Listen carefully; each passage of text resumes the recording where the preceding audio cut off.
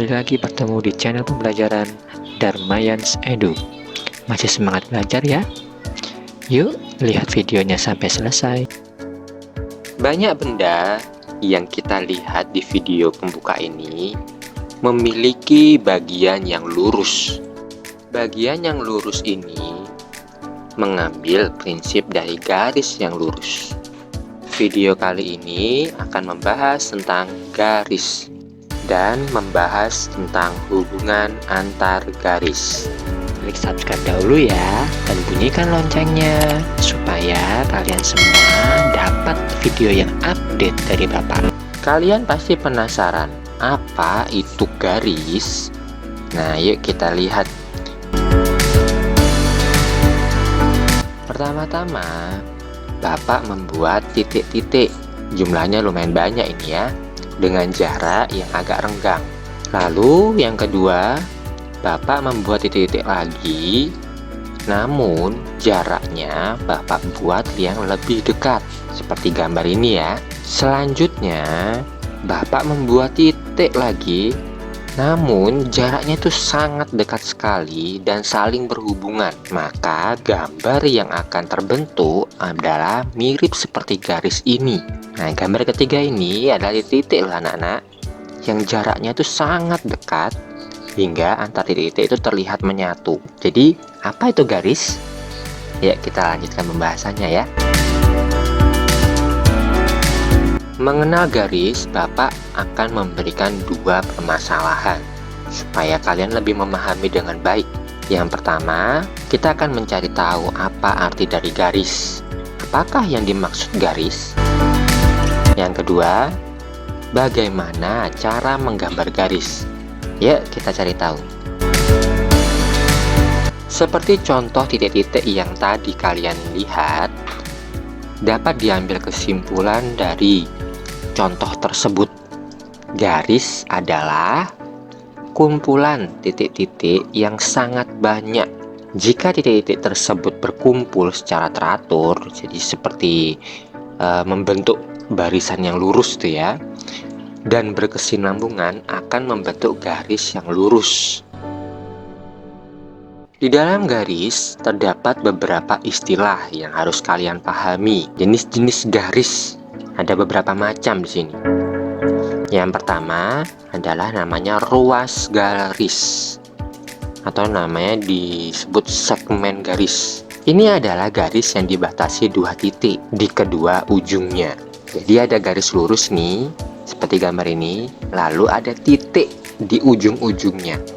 Titik tersebut dapat diberi nama dengan huruf. Kalau di sini, Bapak memberikan nama titik A dan juga titik B. Jadi ruas garis AB ini dapat ditulis seperti ini. Nah, ada simbol garis lurus sedikit di atas AB. Dalam kehidupan sehari-hari, kita banyak sekali menemui contoh ruas garis ini. Yang pertama, di sisi cermin. Sisi cermin ini memiliki ruas garis. Di sini Bapak contohkan sisi yang bawah. Nah, di sini ada batasnya. Jadi, sisi bawah dari sisi cermin ini memiliki batas mulai dari yang awal hingga yang terakhir dan tidak bisa diperpanjang. Contoh yang kedua yaitu sisi jendela yang berbentuk persegi panjang di sini ya. Sama seperti sisi cermin tadi, dari ujung sisi sampai ujung sisi yang lainnya. Contoh yang ketiga seperti sisi keramik. Dari salah satu sisi ke sisi yang lainnya itu merupakan batasnya. Anggap saja jika kita memberi titik, maka di batas inilah ada titik-titiknya. Kalau kalian mempelajari tentang bangun datar, pasti nanti ada yang namanya titik sudut. Titik sudut itu pasti diberi nama, apakah itu huruf A, B, sampai Z ya. Sama seperti ini. Inilah yang namanya ruas garis. Jadi ruas garis itu garis yang dibatasi titik lah ya. Jenis garis yang kedua dinamakan sinar garis. Artinya, ruas garis yang salah satu ujungnya dapat diperpanjang tanpa batas. Jadi ini masih ada hubungan dengan ruas garis yang pertama tadi ya.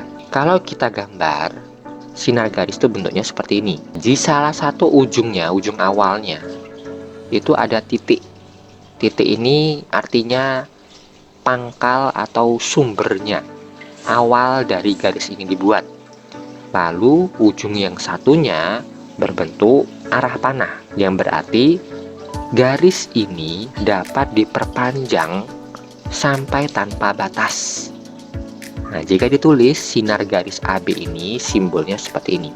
Nah, jadi di atas AB ada garis yang memiliki titik dan arah panah.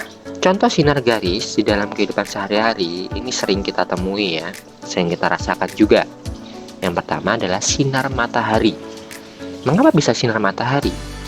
Karena sinar matahari ini memiliki pangkal, memiliki sumber, yaitu mataharinya itu sendiri. Lalu sinar yang dia pancarkan, yang matahari pancarkan ini, itu akan membentuk garis lurus. Jika kita halangi sinarnya, maka dia akan berhenti.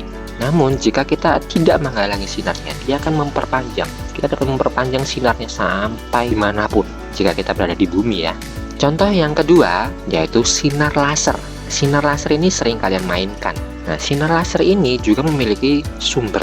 Titik awalnya dan sinar ini muncul dan dapat diperpanjang terus sesuai kekuatan dari laser itu sendiri. Memperpanjangnya tuh sesuai dengan kekuatan sumbernya. Sumbernya kuat, maka sinar tersebut dapat diperpanjang lebih panjang lagi. Namun jika sumbernya lemah, maka sinar tersebut akan dapat diperpanjang namun tidak terlalu panjang sekali. Dia akan memudar, dia akan hilang sinarnya setelah jarak tertentu. Jenis garis yang ketiga yaitu garis lurus. Nah, ini artinya ruas garis yang kedua ujungnya dapat diperpanjang tanpa batas. Nah, contoh garis lurus ini dapat kita gambarkan seperti ini. Jadi di antara ujung satu dan ujung lainnya tidak ada titiknya, tapi di sini ada arah panah. Ini ada panah ke kanan, arah panah ke kiri. Ini menandakan bahwa garis ini dapat diperpanjang sesuai arah itu. Di sini karena Bapak memakai A, B, maka garisnya adalah dinamakan garis lurus AB dengan simbol yang di atasnya sesuai garisnya ya. Jadi ujung-ujungnya adalah bentuk arah. Contoh dalam kehidupan sehari-hari, rel kereta api ini jika ingin dibuat lurus, maka dia tidak akan terbatasi. Bisa dibuat sepanjang-panjangnya, asalkan ada lahannya.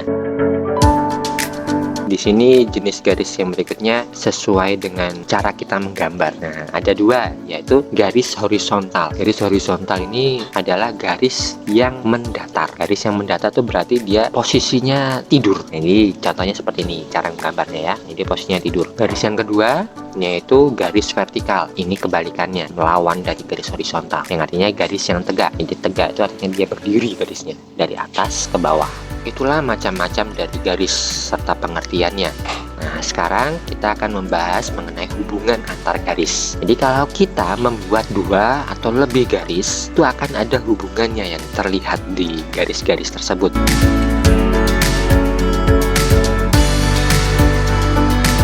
Nah, untuk permasalahan yang Bapak siapkan di sini ada dua. Yang pertama adalah ada berapakah hubungan antar garis? Yang kedua, apa sajakah hubungan antar garis? Nah, yuk kita cari tahu. Jenis hubungan garis. Di sini Bapak membuat hubungan garis itu ada 3 sesuai dengan buku kalian ya. Ada 3 hubungan garis. Ini yang pertama. Bapak contohkan terlebih dahulu. Rel kereta api yang kalian lihat sebelumnya, ini adalah 2 buah garis yang lurus dan dia berdampingan selalu dengan jarak itu selalu sama. Ini membuat kereta api yang melintasi rel tersebut aman. Jika jarak tersebut berubah dengan drastis ya, entah itu melebar jaraknya atau menyempit jaraknya, maka lintasan rel itu tidak akan bisa dilewati kereta api. Nah, lintasan ini tidak pernah saling bertemu, tidak pernah menabrak meskipun diperpanjang sampai kemanapun. Nah, ini ada hubungannya antara 2 garis, 2 rel ini ya. Hubungan garis ini, hubungan yang pertama ini dinamakan saling sejajar. Jadi dia terus berdampingan tanpa pernah bertabrakan satu dengan yang lainnya meskipun diperpanjang sampai kemanapun. Nah, contoh Pak Ian buat garisnya itu seperti ini. Pak Ian membuat 2 garis lurus. Garis pertama yaitu garis yang dinamakan garis X. Jadi di sini menamakannya garis secara keseluruhan, bukan menamakan ujung-ujungnya ya. Garis X. Terus yang kedua, Bapak buat sejajar, jadi arahnya sama, namun dia ada di sampingnya, ada jaraknya, seperti rel kereta api. Nah, di sini Bapak membuat garis Y. Nah, kalian sudah paham ya cara menggambar garisnya ya. Untuk mempersingkat kalian menulis hubungan garis sejajar ini, kalian dapat menulisnya dengan notasi seperti ini. Nah, garis miring 2. Jadi ini notasi untuk dua garis yang saling sejajar. Sudah mengerti ya? Hubungan garis yang berikutnya, Pak di sini menyiapkan gambar kincir angin. Tahukah kalian bahwa kincir angin ini, kincirnya itu ya, membentuk dua garis yang saling memotong pada porosnya. Poros itu artinya tengah-tengahnya. Nah, dalam hal ini terdapat hubungan garis antara keduanya yang dinamakan saling berpotongan. Namun, jika ada dua garis yang saling berpotongan, lalu ada sudut yang terbentuk yaitu 90 derajat, maka dapat dikatakan ada hubungan garis yaitu saling berpotongan tegak lurus. Cara menggambarnya seperti ini. Hubungan garis berpotongan. Ada garis X, lalu garis Y itu menabrak garis X. Nah, di sini ada titik tabrakannya atau titik porosnya itu ya. Kalian sudah mengerti cara menggambarnya ya. Nah, untuk garis berpotongan ini ada notasi untuk mempersingkat cara menulisnya. Notasinya seperti ini.